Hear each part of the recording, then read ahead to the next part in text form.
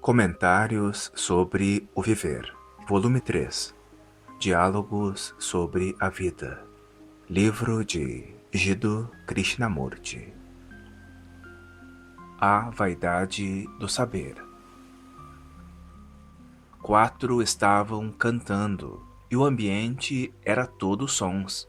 Homens serenos, idosos, desinteressados das coisas mundanas, mas não por via da renúncia. Simplesmente não eram atraídos para o mundo, trajando vestes velhas, porém limpas, e de rostos solenes. Mal seriam notados ao passar por alguém na rua.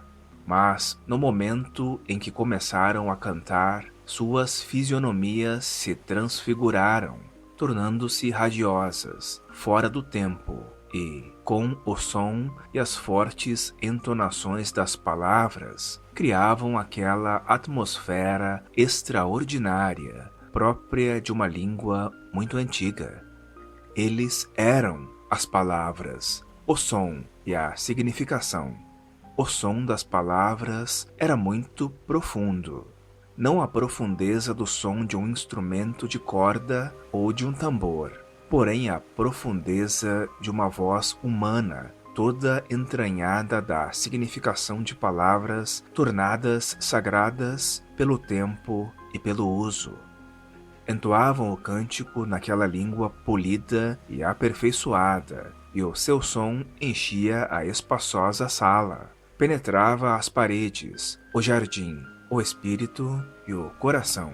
Não era o som da voz de um cantor no palco, mas havia aquele silêncio existente entre dois movimentos de som. A gente sentia o corpo ser sacudido incontrolavelmente pelo som verbal que nos percorria a medula dos ossos. Ele obrigava a pessoa a ficar completamente imóvel, empolgando-a em seu movimento. Era uma coisa viva, que dançava, que vibrava e se apossava da mente. Não um som acalentador, porém um som que sacudia e quase magoava. Era a profundeza e a beleza do tom puro, não contaminado pelo aplauso, pela fama, pelo mundo. O tom de onde nascem todos os sons, toda a música. À frente estava sentado um menino de seus 3 anos, o dorso ereto, os olhos fechados. Não dormia. Passada uma hora, levantou-se de repente e foi-se, desembaraçadamente. Era igual a todos, pois o som das palavras lhe enchia o coração. Ninguém se cansou naquelas 2 horas. Ninguém desejava mover-se, e o mundo com seus barulhos deixara de existir. Em pouco, o cântico parou e o som silenciou, mas continuou a vibrar dentro de cada um e continuaria por mais alguns dias. Os 4 curvaram-se numa saudação e novamente eram homens comuns. Disseram que se tinham exercitado por mais de 10 anos naquele gênero de canto, tendo isso requerido muita paciência e dedicação. Tratava-se de uma arte moribunda, pois hoje em dia era difícil encontrar alguém com disposição para devotar sua vida a essa espécie de cantar. Ela não dava dinheiro nem fama, e quem quereria entrar num mundo desses? Deleitava-os, disseram, cantar diante de pessoas que sabiam apreciar o seu trabalho.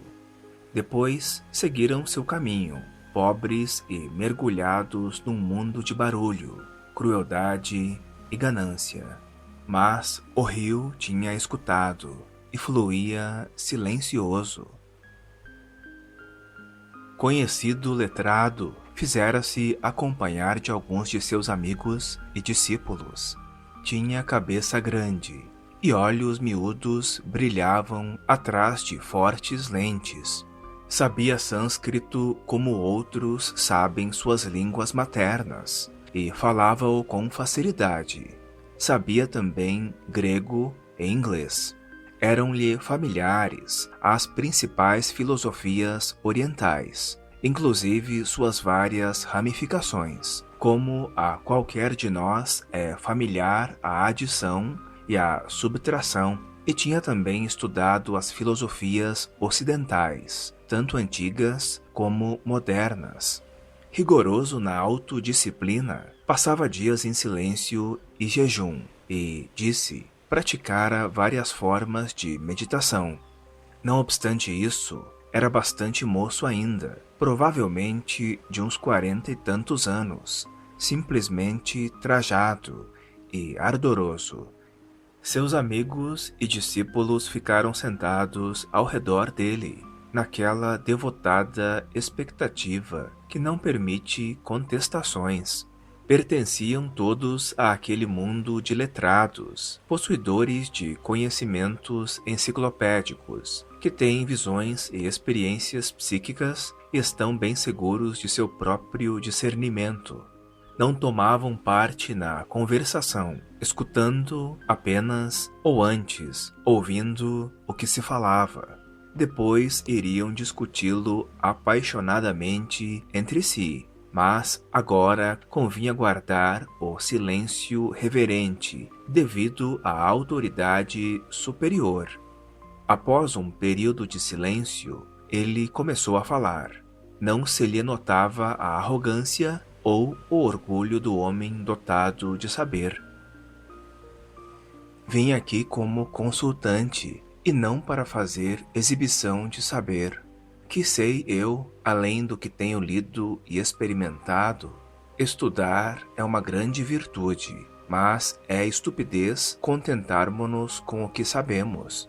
Não venho com espírito de argumentação, embora seja necessário argumentar quando se apresentam dúvidas. Venho buscar algo, e não para fazer refutações. Como disse, pratiquei a meditação por muitos anos, não só pelos métodos hinduísta e budista, mas também por métodos ocidentais. Estou dizendo isso para que saibais até que ponto me tenho empenhado para encontrar aquilo que transcende a mente. Pode uma mente que está sempre praticando um sistema descobrir o que transcende a mente? A mente aprisionada na estrutura de sua própria disciplina é capaz de busca? Não há necessidade de liberdade para se fazerem descobrimentos?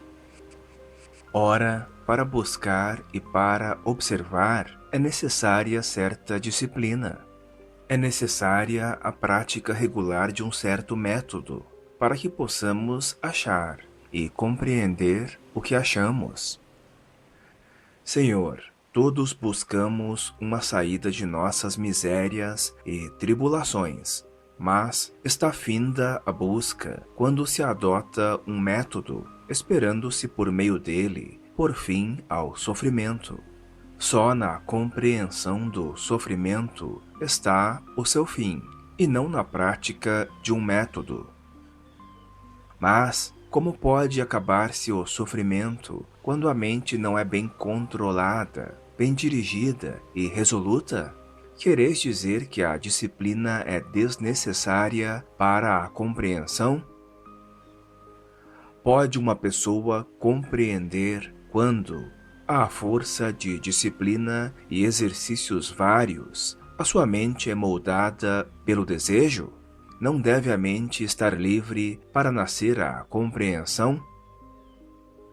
A liberdade, por certo, aparece no fim da jornada. No começo dela, somos escravos do desejo e seus produtos. Para nos libertarmos do apego aos prazeres dos sentidos, há necessidade de disciplina da prática de vários sadhanas. Do contrário, a mente cede ao desejo e fica presa em sua rede. Se não forem bem lançados os alicerces da virtude, o edifício ruirá. A liberdade está no começo e não no fim. A compreensão da avidez, sua natureza, suas implicações e consequências, tanto agradáveis como dolorosas, deve existir no começo.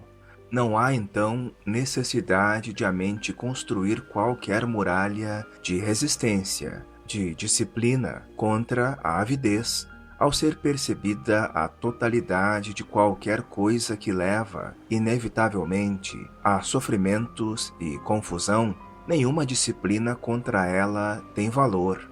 Se todo aquele que dedica grande parte de seu tempo e energias à prática de dada disciplina, com todos os seus conflitos, aplicasse o mesmo esforço intelectual e a mesma atenção à compreensão do total significado do sofrimento, ocorreria a completa extinção do sofrimento. Mas somos prisioneiros da tradição de resistência, de disciplina, e por isso não há compreensão da índole do sofrimento. Estou prestando atenção, mas não estou compreendendo. Pode haver atenção quando a mente está apegada a conclusões baseadas em suas próprias suposições e experiência? Por certo, só estamos prestando atenção quando nossa mente não está traduzindo o que ouve em termos do que já sabe. O saber impede o escutar. Pode uma pessoa saber muita coisa, mas para escutarmos uma coisa que pode ser totalmente diferente daquilo que sabemos, temos de pôr de parte o nosso saber. Não achais, Senhor? Como então se pode saber que uma coisa que se está dizendo é verdadeira ou falsa? O verdadeiro e o falso não dependem de opiniões nem de juízos, por mais sábios e veneráveis que sejam. Perceber o verdadeiro no falso e o falso no que dizem ser verdadeiro e perceber a verdade como verdade exige uma mente não aprisionada em seu próprio condicionamento. Como se pode ver que uma declaração é verdadeira ou falsa quando nossa mente está dominada pelo preconceito, presa na estrutura de conclusões e experiências próprias ou de outrem? Para essa mente, o importante é que esteja cônscia de suas limitações. Como pode uma mente emaranhada na rede que ela própria teceu desembaraçar-se dela? Reflete esta pergunta a busca de um novo método ou foi feita com o propósito de descobrir o significado do buscar e do praticar um método? Afinal, quando se pratica qualquer método, qualquer disciplina, a intenção é de alcançar um certo resultado, adquirir certas qualidades, etc. Em vez de coisas mundanas, a pessoa espera alcançar coisas chamadas espirituais, mas o propósito é de ganho em ambos os casos. Não há diferença a não ser verbal entre o homem que medita e pratica uma disciplina a fim de alcançar a outra margem e aquele que trabalha esforçadamente para preencher suas ambições mundanas. Ambos são ambiciosos, os dois são ávidos, os dois estão interessados em si mesmos. Se assim é, Senhor, como livrar-nos da inveja, da ambição, etc.? Cumpre mais uma vez salientar, se o permitis, que o como, o método que aparentemente trará a liberdade, o que faz é apenas por fim a investigação do problema e deter a sua compreensão. Para se apreender em cheio o significado do problema, é preciso considerar, no seu todo, a questão do esforço. A mente mesquinha que se esforça para não ser mesquinha, mesquinha permanece. A mente ávida que se disciplina para ser generosa, continua ávida. O esforço para ser ou não ser algo é perpetuação do eu. Pode esse esforço identificar-se com o Atman, a alma, o Deus imanente, etc. Mas o seu foco continua a ser a avidez, a ambição. Isto é, o eu, com todos os seus atributos conscientes e inconscientes. Estais, então, sustentando que qualquer esforço para se alcançar um fim, mundano ou espiritual, é essencialmente o mesmo, uma vez que está baseado no egoísmo. Esse esforço só serve para sustentar o ego. Exatamente, não achais? A mente que pratica a virtude deixa de ser virtuosa. A humildade não pode ser cultivada. Quando cultivada, já não é humildade. Isso está claro e preciso. Agora, como naturalmente não advogais a indolência, qual a natureza do esforço verdadeiro? Quando percebemos o significado pleno do esforço, com todas as suas implicações, existe ainda algum esforço de que tenhamos consciência? Assinalastes que todo vir a ser, positivo ou negativo, é perpetuação desse eu, que é resultado de identificação com o desejo e os objetos do desejo. Compreendido esse fato, perguntai se existe ainda algum esforço, tal como ora o conhecemos. Posso perceber a possibilidade de um estado de ser em que tal esforço tenha deixado de existir completamente. O simples perceber da possibilidade desse estado não é compreender o significado integral do esforço na existência de cada dia. Enquanto existe um observador que procura modificar, ou adquirir, ou rejeitar o que observa, tem de haver esforço, porque, afinal de contas, esforço é o conflito entre o que é e o que deveria ser o ideal. Compreendido esse fato, não apenas verbal ou intelectualmente, porém profundamente, ingressou a mente naquele estado de ser em que não existe mais esforço algum, tal como o conhecemos. O experimentar desse estado é o desejo ardente de todo aquele que busca, inclusive eu próprio. Ele não pode ser procurado, vem sem ser chamado. O desejo de alcançá-lo impele a mente a acumular conhecimentos e a praticar disciplinas, como meio de alcançá-lo. E isso, mais uma vez, é observar um padrão, a fim de se ter êxito. O saber é um empecilho ao experimentar daquele estado. Como pode o saber ser um empecilho? Perguntou em tom um pouco chocado. O problema do conhecimento é complexo, não? O conhecimento é um movimento do passado. Saber é manter o que foi. Quem afirma que sabe está impedido de compreender a realidade. Afinal de contas, Senhor, que é que sabemos? Conheço certos fatos científicos e éticos. Sem esses conhecimentos, o mundo civilizado reverteria ao estado selvagem. E, naturalmente, não estais advogando tal coisa. Afora esses fatos, que sei eu? Sei que existe o ser infinitamente compassivo, o Supremo. Mas isso não é um fato, é uma suposição psicológica, por parte da mente que foi condicionada para crer na existência do Supremo. Um outro que foi condicionado de maneira diferente sustentará que o Supremo não existe.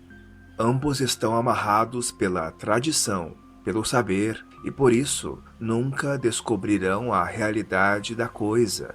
Mais uma vez, que é que sabemos?